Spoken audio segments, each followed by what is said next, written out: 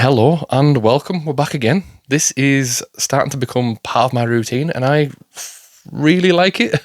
Hope everyone's keeping well. I'm in a great mood. I've got no work to go to for the next 20 days, so I'm going to really enjoy this time off. You might see a lot of music from me, or at least I've been making a lot of music in this meantime.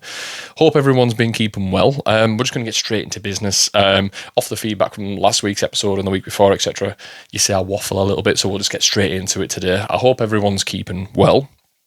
And again, I hope you're enjoying the shows, because I really enjoy talking shit about music, putting my opinions forward, listening to people's music. And by the way, in today's show, we've got a really good format, and we're going to get straight into it. So I'll give you a little tease of what's coming up. We've got, obviously, listeners' questions, which we'll get into in a second. We've got a debate. Got a debate we need to talk about, and we've got some events coming up, and obviously track reviews. As usual, I've came prepared. I've got my little notes and everything in front of me, so we don't fall off the fucking tracks. And yeah, this is where you need to be when we talk hard dance music. This is where the central place of the universe, where we break the scene down and get to review and look of what's going on. I hope everyone had a good bank holiday weekend and had a good Easter. There was some really good events which I've seen floating around, which we'll get into as well, which we'll talk about in a second. So just to open things up, today we're going to start off with some listeners' questions, some really interesting stuff this week. Some points came across from all platforms. Started getting things on TikTok as well, so we'll get into that in a second. So this is from David Burns on YouTube to kick things off. I think this is pretty good as well. When did you hear your first dance music, and what made you fall in love with it? I've been racking my brain about this one a little bit, and again, anyone listening as well, what was your first experience to dance music? My earliest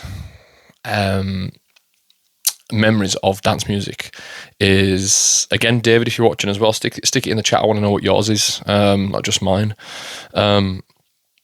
The earliest memories I've got is of the Zone tapes and Fever and all that, and the Park, Whitehaven, all that Italian piano stuff as well. Like mainly the synth stuff, that's what sticks out in my mind. But the very, very first, and this is what made me want to get into it, where I was just like, oh, now this is like fun. This is like, as a young child, you think, oh, this is real fun. And it is, someone mentioned it the other day, and I was like, oh my God, like it unlocked such a memory. It was, if you remember, a thing called Hit the Decks. My very first exposure to it was, I was going through my dad's CD wallet when I was about, I don't know, I must have been about 4 or 5 years old. And we'd listen to all sorts of music in the car and on the hi-fi and stuff. We used to have a ghetto blaster in the living room, which was very fun. I probably where a lot of my music taste comes from, to be honest with you. The range was like, you know, from your rock music through to obviously like your commercial stuff like Queen and stuff like that. And then I liked Eddie Grant as a kid. I had a few copies of the one album that Eddie Grant done, and I was just like, yeah, obsessed. But yeah, Hit the Decks 3 in particular, and the ones that stood out to me, because I always thought as a kid it was a cool name, is it Megabass? I think it was called Megabass. And there was a couple of elements to this that really stood out for me, and it's weird how it goes full circle. So the first DJ I heard where I was like put a name to it was Carl Cox, coincidentally like the biggest DJ in the world, which it was a Carl Cox's mix, and I heard these stabs. I'll show the artwork for it now, but I heard these stabs and riffs, and I didn't know what it was. Even still to this day, I'm not actually sure what type of music that was. If you know Hit the Decks, right, let me know, because I listened to it, and like there's elements of like house music, there's elements of like early rave, there's elements of even hard house in there, there's elements of everything. And there was obviously on there, if I remember correctly, there was Megabass, there was Carl Cox, SL2, which is obviously Slipmatt and Co. And the one that stuck out to me the most because I didn't understand it. Like this, and this is where I was like, oh, this is really interesting. Was a mix called Two Little Boys, which I later discovered was one half of the Tidy Boys, which is so strange when you think about it. If I'm not mistaken, I think it might even be both of them. I don't know, but I'm sure it's definitely Ammo from the Tidy Boys. And it was like this little boy talking in it, and it's speaking, and it goes into like rave stabs and hoovers and like all of these things. Imagine hearing a hoover for the first time and not even knowing what it is. And bear in mind, I'm used to hearing like a synth and a piano and guitar music and drums of that sort. Here I'm hearing samples like of a kid's voice being like replayed, and like repetitive like high energy synths and these Hoover things, and I'm just like, what the fuck is this? I like it, to me it come across as clearly computer music, but it was computer music I could get on board with. It was music that I'm interested in. Yes, there wasn't much of a human element other than some of the sampling was a little bit off and things like that, but that was my take on it. Like I was like, this is a bit of me, and that's really where it all started, because it wasn't from track to track. Like if you listen to an old Zone tape, you'll have like an MC over the top of it. I think the very first MC I heard, and I can't remember what tape it was MC Kane, if anyone remembers MC Kane. And what it was, it's like you go from track to track and it's distinctive.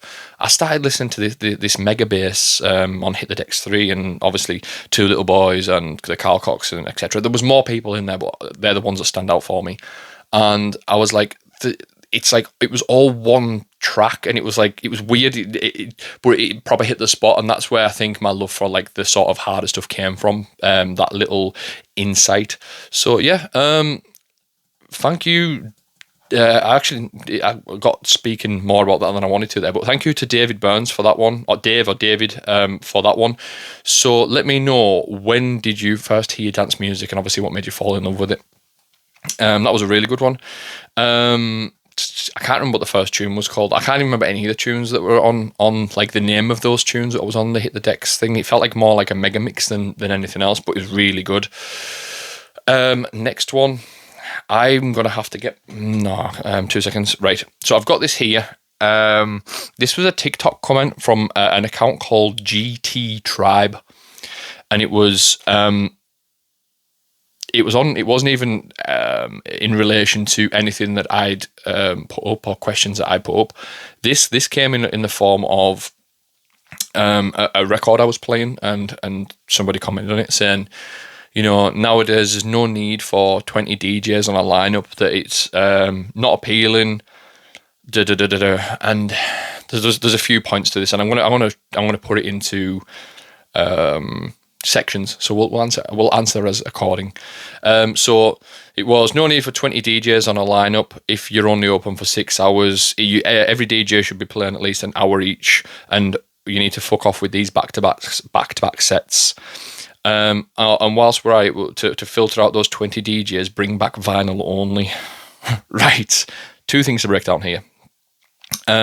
So I agree with you, GT Tribe, that yes, you do need to really, like, event promoters really need to sort of pull back on the amount of DJs that's on a lineup, especially if you're only open for a limited amount of time.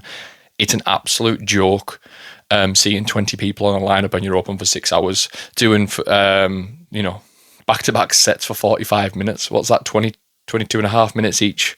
What the fuck? How are you meant to do a set there? How are you meant to tell a story with 22 and a half minutes? It's an absolute joke. I actually seen something online last week, and I want to shout to it wasn't him who's on it, but he shared it. It was on Rob Kane's Instagram story, and what it was, he shared a thing saying about, and it was actually ironic. They were like, yeah, we need to get rid of this hour-long sets for DJs and let them tell a proper story. That's for, I'm assuming, for like club jocks who are just, they're playing at the local bar or whatever, and they're on all night. And they're now having to set share with other DJs on the night because there's so many DJs. But I know at least in our scene in the north of England, it's very much now you go to nights, you're very lucky if you get a full hour to yourself at the moment, definitely. It's either that or you get 45, 50 minutes on your own, or you're back to back for the hour. I'm gonna introduce you to something, and it's something I've done and put into place. Fuck it, I'm gonna go the extra mile on this one. I want to introduce you to my thought process. Maybe going under the hood a little bit too much as a DJ. I'm going to answer both parts of your question, by the way. So, firstly, the DJing. It needs to be, in my eyes, a minimum of 90 minutes for a DJ to tell a proper story and see what skills I've actually got, and to be able to go, wow, that was fucking phenomenal DJ set. 60 minutes is the bare minimum. 90 minutes is okay. 2 hours is the ideal set time. I think you can tell a fucking brilliant story in 2 hours. It's like a movie. A movie, you can write this in a movie. So I'm gonna break this down for you. I call this the floor first theory. Me and John have talked about this in the past. This is something that I named it that. I didn't really. I learned it from watching a whole load of other DJs when I was coming up, and I was like, the floor first theory is always put yourself in the shoes of a raver. So if I'm making a record, if I'm DJing and mixing a record, I want, as a raver, am I going to dance to this? So if it's you're producing a record, would I dance this? Would I get up on the dance floor and go nuts to something in this? Is there moments in the track where it's either like a euphoric hands in the air moment, or when you're kicking, you just go, fucking hell. There's that. And then as a DJ, I'm thinking about the next 3 tunes ahead, where I'm like, right, I'm taking them on a journey here. So my floor first theory is, let's say that Bradley, you've been given a set for an hour. This is how I'd split it up. I'd split it into 3, right? I'm going to walk you through what I do.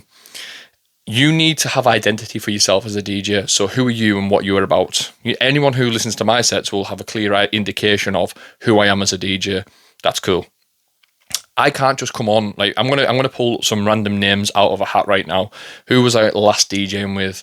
The DJ that was on after me at my last gig was Dave Gray. Right, so Dave Gray, very good DJ, very versatile DJ. Let's say Dave Gray was on before me. Who was the DJ that was on before me? It was Gary K. Gary K from Carlisle.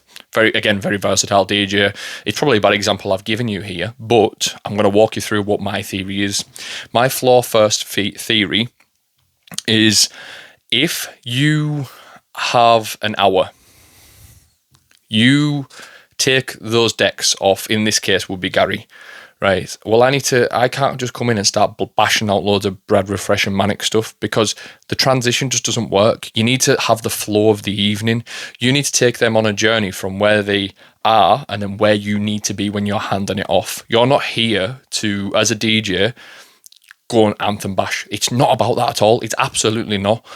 You need to take them on a journey and show them yourself. So I'm going to break it into 3 sections. So for the first 20 minutes of an hour set, I will be taken over from Gary, and I would blend from his style, whatever he finished on. Bear in mind, he's a versatile DJ, so he could be playing anything. Blend into my style. So you come in with a couple of records that might sound similar to his, that's where basically your bubbles cross. Let's say that's him, that's me. That's where the bubbles cross. That's where I'd be taken into consideration at that point. And I'd go, right, what sort of tunes would work here? And then once you've got that, there's your first 20 minutes out of the way. This is why it needs to be longer sets, because 20 minutes is just far too quick. I'd rather stretch that out 30 minutes if possible, but it's 20 minutes, right? And once you hit that 20-minute mark-ish, start doing you. And when I say that, I mean, start testing tunes that you want to play that you maybe never played before, where you go, oh, this would go off here. I think this is the right environment to play this tune. Play your identity, your signature tunes in that 20 to 40 minute period where you're like, oh my fucking god, you've really, this is what differs me from everybody else.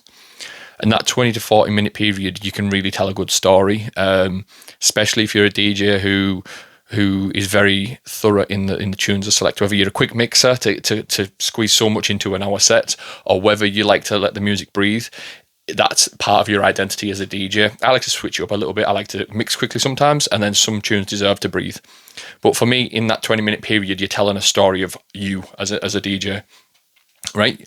You may lose a dance floor because you're testing records you've never played before. You're playing new music that people might not know, but the only way you can test it out is have it, and don't be selfish, play it in the middle of your set, right?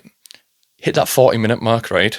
Right now I'm thinking, well, Dave Gray's on after me, so I need to start moving towards the BPMs that he plays, and move that and progress the night on. I need to start to, again, when I say the bubbles from before, I need to start to cross over them bubbles to go, right, well, this is something I'd play, but maybe Dave would play this as well. And it sort of leans into where we are. And every single set, I always have this mentality of split it into three. That 40 to 60 minutes, still play you, but have in mind the next DJ you're handing over to, so it's a seamless night. Because guess what? When you hand over to the next DJ, if you're still playing experimental records, you could be playing to a half-empty floor. I'm sure, that, and again, I'm referencing P on the P, by the way, in this instance.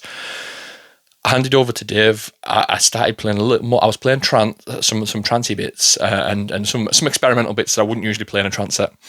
And then I went a little bit more pumping because I knew that Dave was going to be playing a little bit more tougher and a bit more pumping.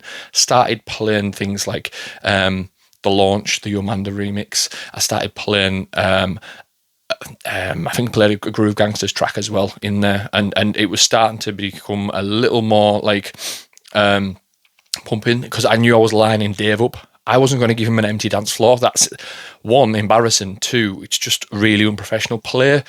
I've just named two big tunes there. I played them because I knew when Dave come on, he would have there's nothing better than taking your headphones off and going, there you go, mate, you're on next. There's a nice dance floor to be fucking warmed up to. So yeah, that's the floor first theory. So let's just sort of recap that quickly, so then you know what I mean. And then whenever you listen to a DJ set of mine, you'll be able to go, oh, Brad, there's Brad's theory. I've done it for so long. It's part of my DNA as a DJ. So first third, so that's first 20 minutes. Let's say you're on kickoff set. If you're on kickoff set, right, set the tone for the night. That first 20 minutes, you can play what you want. Just play it a little bit slower and a bit groovier, depending where you are. Again, it's some clubs that go in and they want all guns blazing. If you're going to start off and play on faster, then go for it. But make sure that you line it up for the next DJ coming on. So we've got that first 20 minutes. You sort of either taking over from the DJ and adapting from their style to your style. And then that second 20, you're playing records, you're breaking records, you're playing your signature bits. And then that last 20 is still playing you, but getting ready to hand it over to the next DJ and whatever they play. It's easier said than done. It takes a long time to master. It takes a long time to even realize what this is.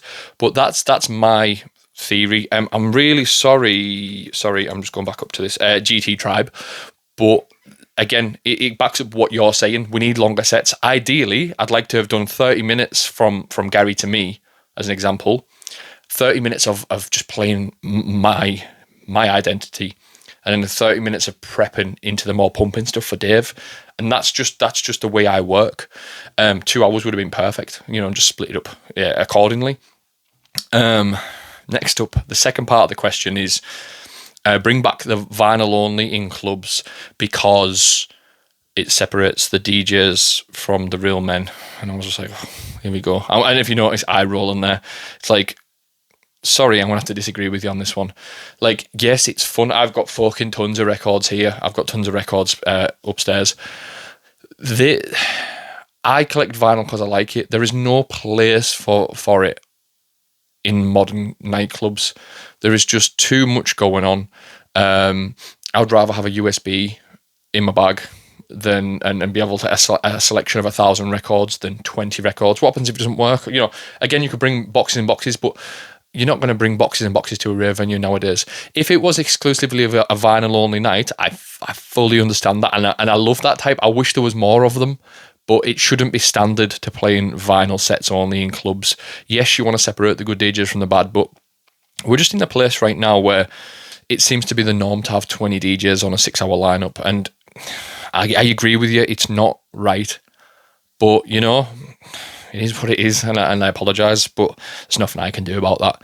If by the way, if I have my own Manic Sessions night that comes on, that we put on with John, it will be extended sets. You'll see 3 or 4 DJs on the evening over a 5-6 hour period, and each DJ will be able to tell a story of what they're about, and that's a promise. And it's always been that whenever we've done Manic and Friends, if we've done Manic and Friends in the past, everyone gets a nice set time to be able to sort of tell a story.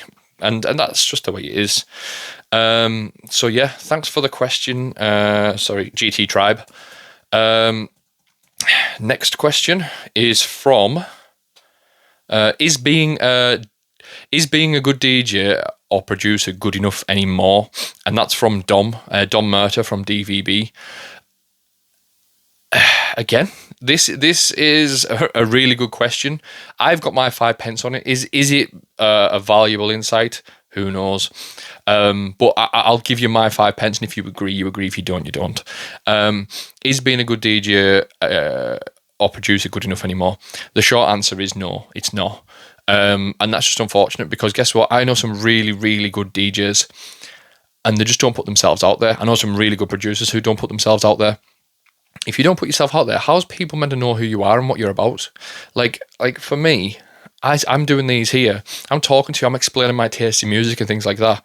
And you're going to go away today and you're going to go, oh, I know a little bit more about Brad and the decisions he makes and his tunes and things like that. It's getting to know someone a little bit more, and it makes you enjoy the mixes a little bit more. If you're just in your bedroom playing tunes, you cannot expect somebody to fucking walk past your house and go, is the next big thing, and knock on your door, and you know it's not going to happen. It simply doesn't happen like that. And right now, being a good enough DJ, I think you need to have some tunes in your back catalogue to make your sets better. Back in the day, you didn't need to produce music, because you could get exclusives, you could get white labels, you could get things that no one else had, and that made your set stand out.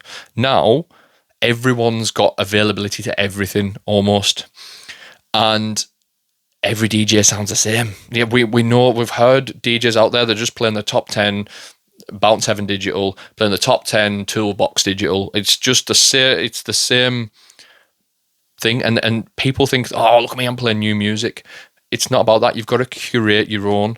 And I think being a good DJ nowadays, you need to have these edits. You need to have these tracks of your own to go. And if you keep them and no one else has them, it makes your set stand out from the rest. Like, have you heard that tune on DVB's new mix? It's at 24 minutes. I have no idea what it is, but it's amazing. See what I've done there? I've just transformed what I did 20 years ago when I was listening to a set, and I'd be like, what the fuck is this tune? And I'd be asking everyone. Like, I'd have, I don't know what it was. I think one that sticks out in my mind was one of the Friday Night Posse mashup tunes. And I remember asking everyone, what the fuck is this tune? I can't get my head around what it was. And I was showing everyone, I was like, I recognize this and this. And I can't remember what the tune was I was looking for, but you know what I'm saying. You'd search high and low for a tune, and that is where as a DJ, you curate and you're making your own taste, and you're a tastemaker in the scene. Right now, to be a good DJ, you need to be able to have these little exclusives, so therefore produce, or there's people paying people to engineer music. I've got no issue with that. If it helps curate that DJ style, that's fantastic. It makes you stand out as an artist. And yes, if you're a DJ and producer, Dom, in this case, this is what you are, it's not good enough, because talent needs to be heard, but it also needs to be displayed as well. So therefore, me as an artist, or as a DJ, I'm primarily a DJ. Like, when it comes down to it, I wouldn't call myself as an artist. I feel the need to go, and when I record a set, and share it with people and go, like, this is what I'm about. I'm a pusher. I push tunes. You'll see me now. I'm going to play some tunes in a minute of some people have been sending in. I'm a tune pusher. I like to put music onto people. I think that's what a DJ was originally. Like the DJs who weren't sitting up on stage and like being look at me, big hands in the air thing. They were out the way and weren't bothering anyone. That said, they were pushing music onto you whether you liked it or not. And I remember going to parties when I was younger, and when a DJ plays experimental tune where you never heard it before, but by the end of the tune you love it, and it's like, oh, this is good. When it becomes to is being a DJ good enough anymore, you need to be putting yourself out there. And by the way, I want to lay compliments to Dom as well. I was talking to him about it earlier today. He is doing something really, really good at the minute with his engagement and content online, because people are engaging with the questions he's writing and some of the tunes he's playing in his record collection and things like that. It's good because it builds identity. Therefore, it builds your personality. And if you're a DJ and you're trying to make a name for yourself, sometimes being a good DJ is not good enough. You need to have, oh, this is something Dom would play, or this is in the style of DVB's productions. This is good. I like this, and again, you're curating that sound, and you're making your identity. At least that's the way I view it. I could be miles off it. So yeah. I actually made a note here, very cheesy, but it was good music gets you respect, visibility gets you opportunities, and that's the way I see that. Make note of that, what you will. So that's the questions for this week. If you've got any questions you'd like to ask, obviously just feel free to drop me a message on Instagram. You can actually email me now as well at brad@manicmusic.uk if you want to drop me an email of questions you've got. And again, we'll go through them and have these debates and everything and go through them and have the listeners put their 2 pence in as well of what they think. Next up, I've got some events that's going to be on this weekend. First off, I want to plug something just quickly, and that is signing up to the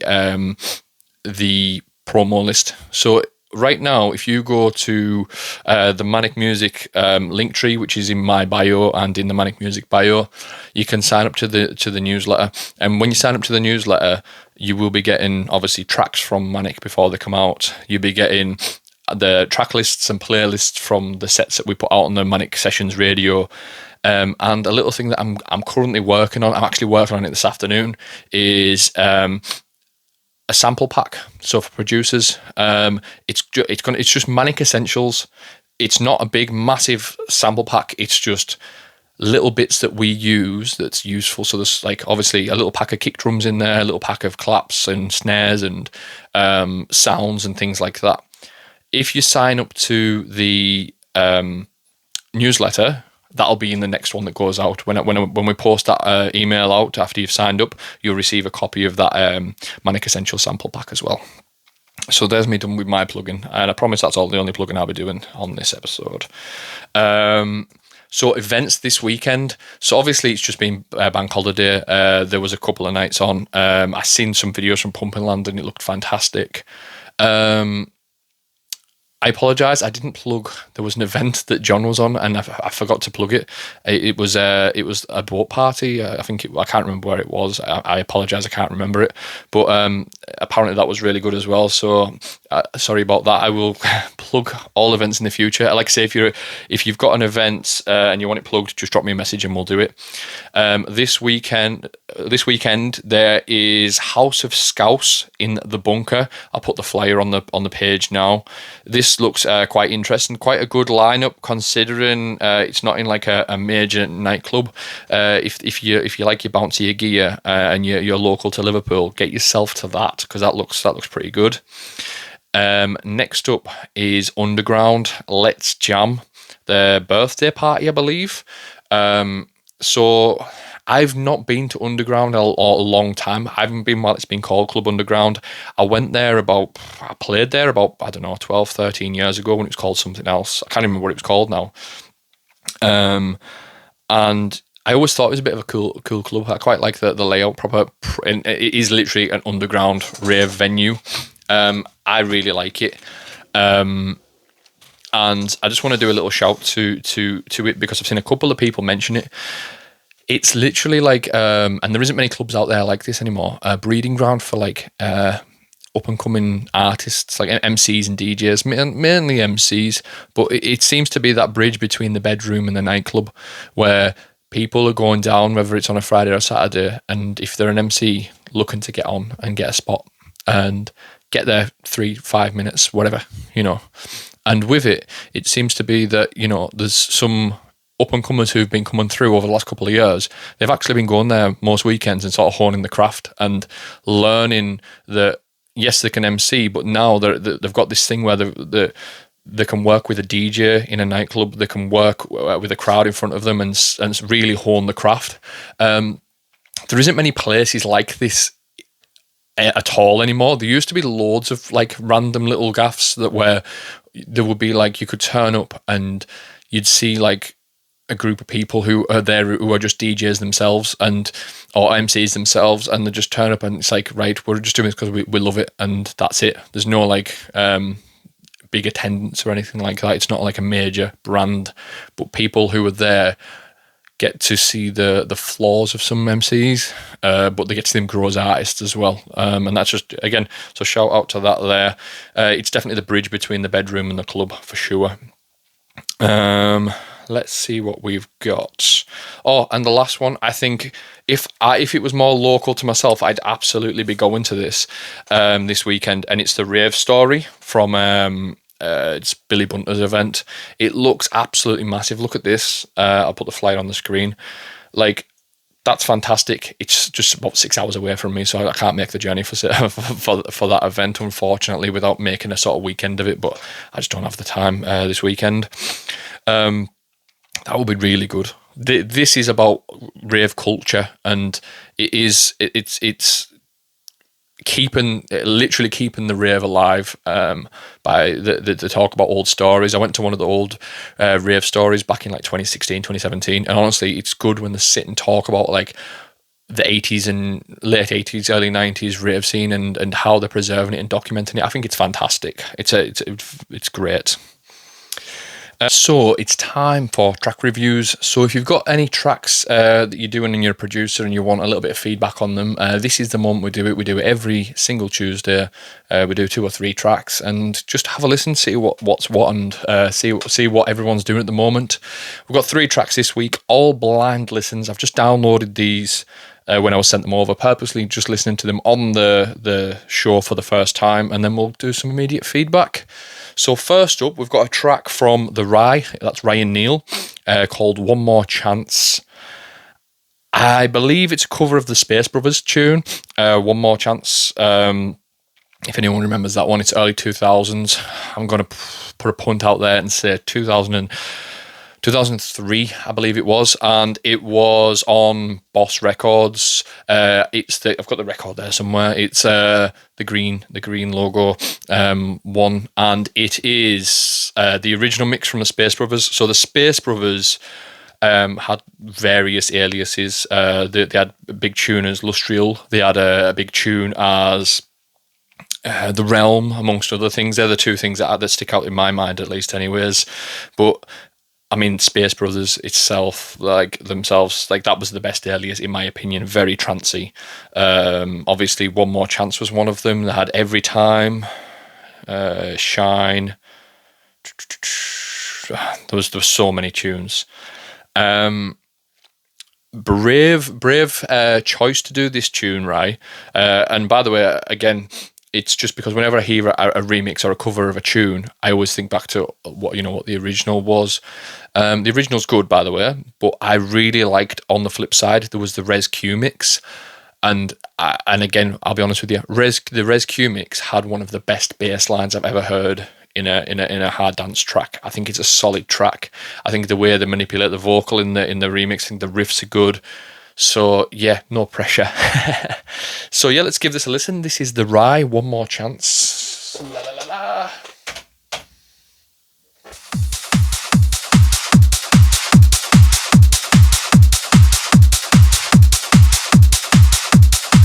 Nice percussion there.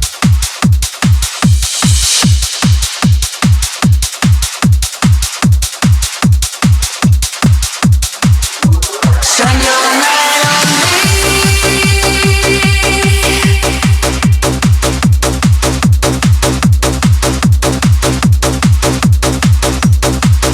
nice bass line you've got there.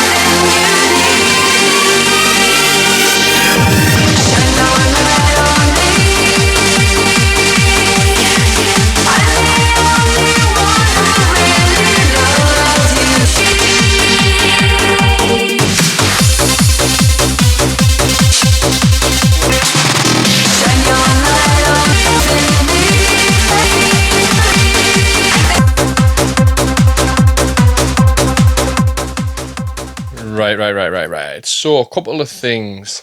I think this is one of the best tracks you've did. It's not as good as Feel For You, but I'm slightly biased, but there's a couple of, the overall track itself, you've done a good version. Yeah, definitely. A couple of things I'd want to point out is there's a reverse crash that sits sort of at the eight bars sections during it, which I'll show you in a second. It's a little bit loud in the mix, but it's almost like something's going to happen, but then doesn't. So I'll just quickly show you this.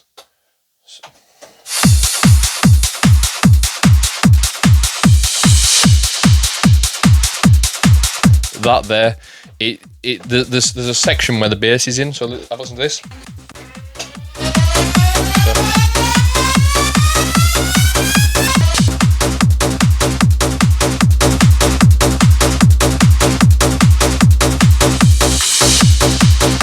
Almost like something's going to happen because it's a little loud in the mix, but then it doesn't.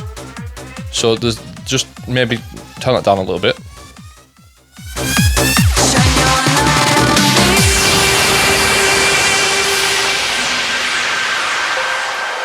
I like the structure you went for as well with the the riff.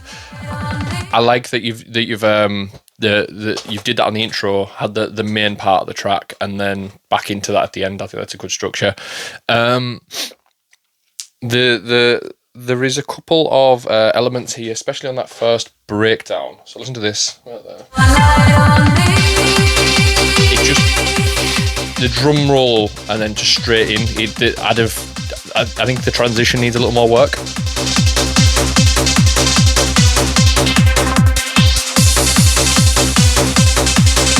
Coming up now here, listen to this, right? There's like, if you listen as the beat comes in, I'll just pause that. As the beat comes in, listen, your synth comes in as well. I would, on that when it first hits, you need to let the vocal carry it into the next transition. It's almost like it's trying to overpower the vocal, and it takes a little bit away from it. All you need to do is obviously knock the filter down on that. And by the way, I'm not telling you how to suck eggs, by the way. You can keep it as is if you want. It's just something that I've noticed there when I was listening to it, because I was like ready for that vocal to kick in for the verse, but then there's quite a distracting synth hit. It's all right to filter it in further in, say like 4 or 5 bars in, but listen to this here.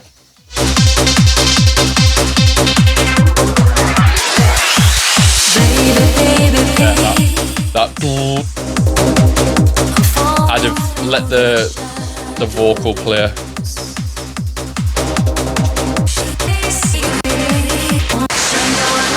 And this part here. Listen, I'd be doing a build up into the breakdown here. There, it just feels like it just hits into the breakdown.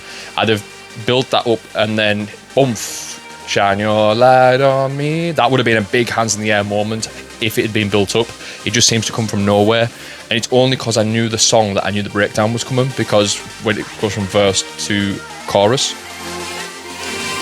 But I feel like I've maybe just went in on that a little bit too much there, but they're just immediate things when I heard it. I heard it for the first time just then, and that was my immediate takeaway. The actual track itself, the main riff in the middle, like that sounds nice. The at the beginning and the end, I think it could have had something sit underneath. The sound itself's great. It could have done with a little widening on the stereo a little bit, but other than that though, yeah, it's a good track, mate. With those changes, I'd consider playing it. Maybe. The reason I say maybe is I'm in love with the Res Q mix. I think I'd still probably play the Res Q mix, but good track nonetheless. And don't take what I've said to heart or anything like that. This is what this feedback's for. I want you to message me and go, hey mate, you've done this in your tune, you could have done this better. If we all work together, give feedback, that's how we all become and grow better as a scene. And there were just immediate takeaways from that. It doesn't make those minor changes, you've got yourself a decent tune there. Like, yeah, I want to plug that for you as well. So that's the Rye, One More Chance, and he says it's out on Excite Digital in May. So there's that one. Next up, we've got a tune got sent from Davey B. You may recognise Davey B as Davey B done Throw Your Hands back in 2024 for Manic Music, and released that with us. So Davey sent me a tune. He did with a guy called Jay Holden. I'm not familiar with Jay, so I do apologise, Jay.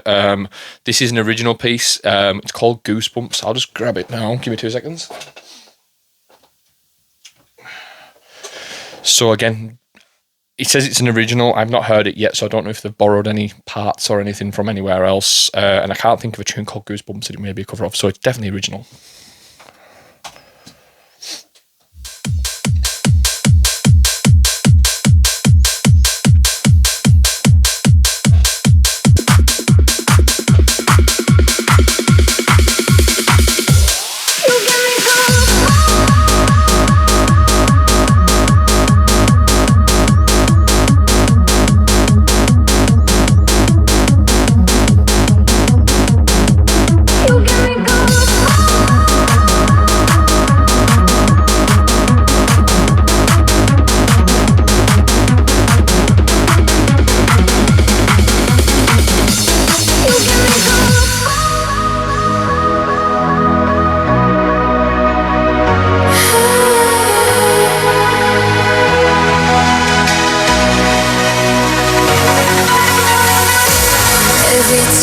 Say my name,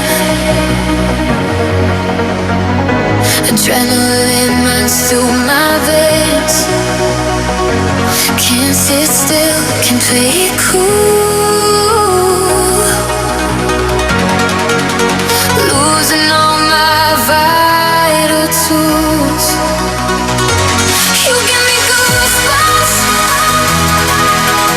make me feel so good. You give me goosebumps, like I knew you would, yeah. You make me feel like I could fly. You make me feel like I'm so high.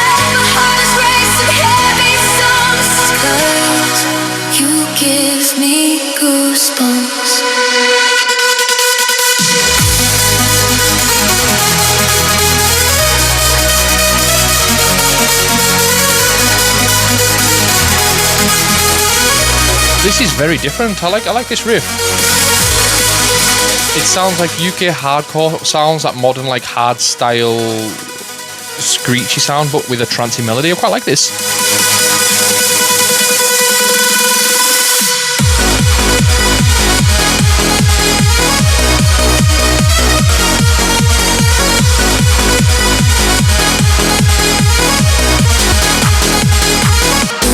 Standing free. Make me feel so good. You give me goosebumps. You give me goosebumps. Make me feel so good. You give me goosebumps. Right. Let's get into this. Good. I want to portray, because I've got some feedback, and then I've got some constructive feedback, and I've got some immediate feedback. I like the chords. I like the progression. I like the vocal. I don't. Correct me if I'm wrong, Davey. Please correct me if I am wrong. Is the vocal AI vocal? Again, there's nothing wrong with that. It's just, if it's not, you've got yourself a very good vocalist there. Just with the range. Between the quieter breath, you gave me goosebumps. Sorry, I'm not a singer, but and the higher range as well. I'm not even going to attempt to do that. It's a really nice vocal, and I like the feeling of the tune as well. So the chords on the breakdown, fantastic. The melody, very different. Interesting. It's got that, as I say, UK hardcore, UK hardstyle. Screechy leads, but with trance style melody, which again, it's a bit different, but it's good. That's how you stand out. This is real good. There were a couple of things that stood out to me that I think you maybe need to change a little bit production wise. If you listen, I want to play when the bass comes in. Listen to the low end in this. There seems to be a little bit of overlap between your bass. It's either your bass note lengths or your kicks overlapping into the bass sound, into your offbeat. Just take a listen and you'll know exactly what I mean.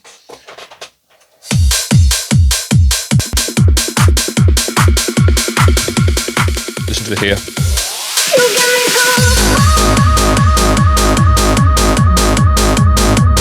You can hear there's a bit of clashing in that low end there.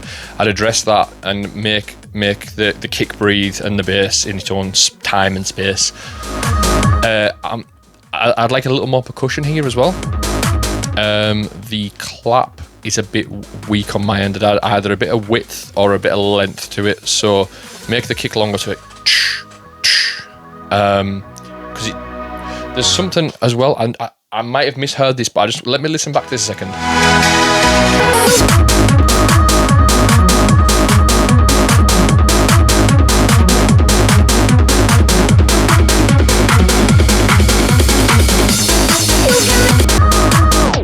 Listen to the claps, right? When the kick gets removed, there must be a trigger on the clap to shorten it, because it opens up and the sound changes. Just listen to this. Listen to what I mean. And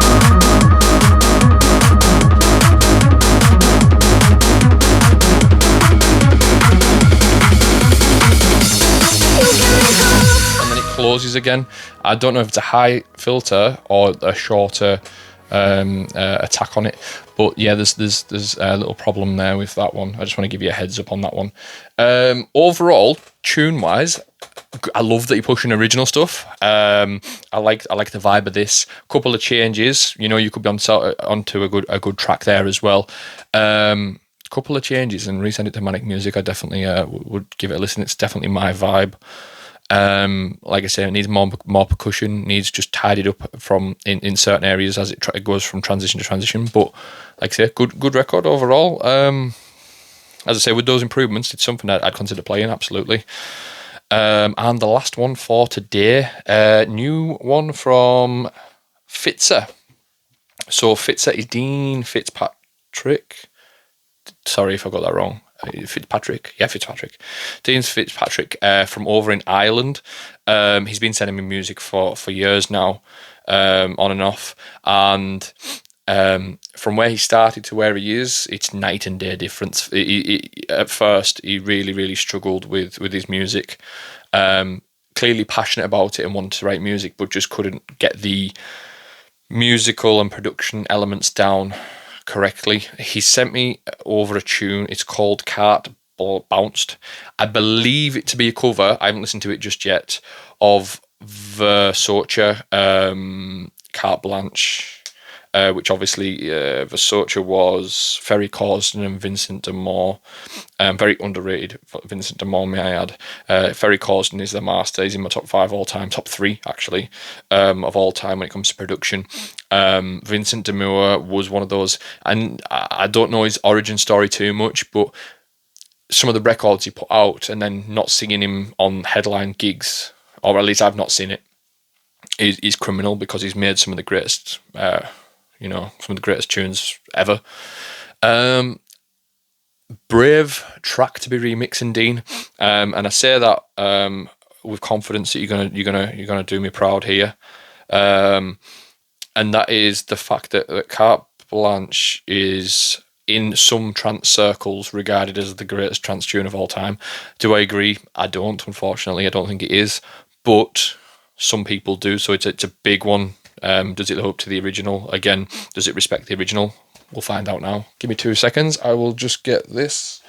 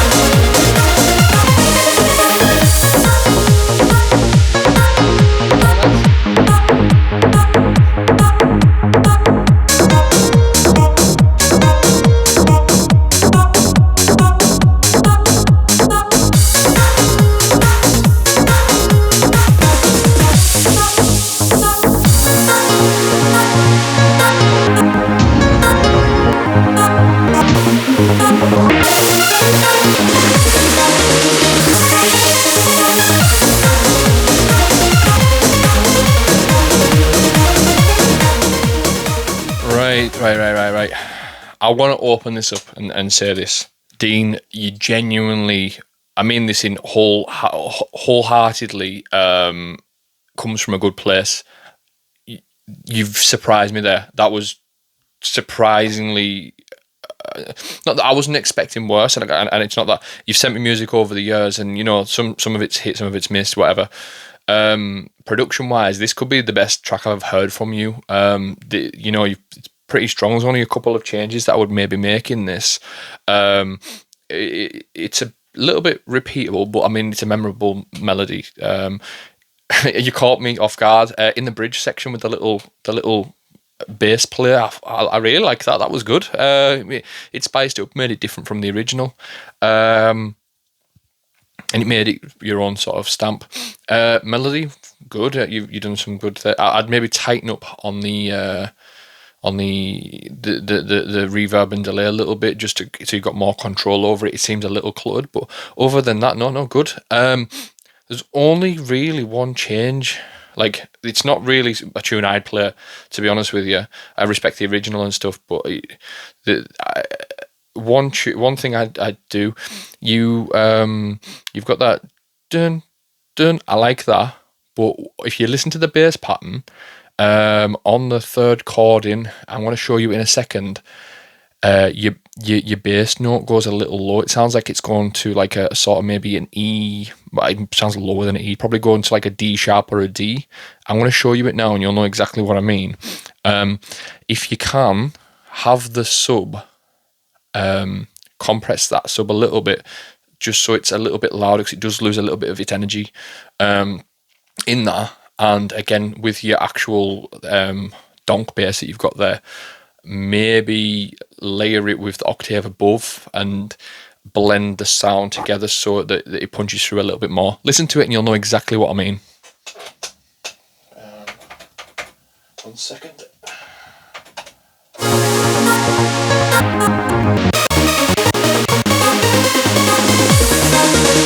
Listen to this.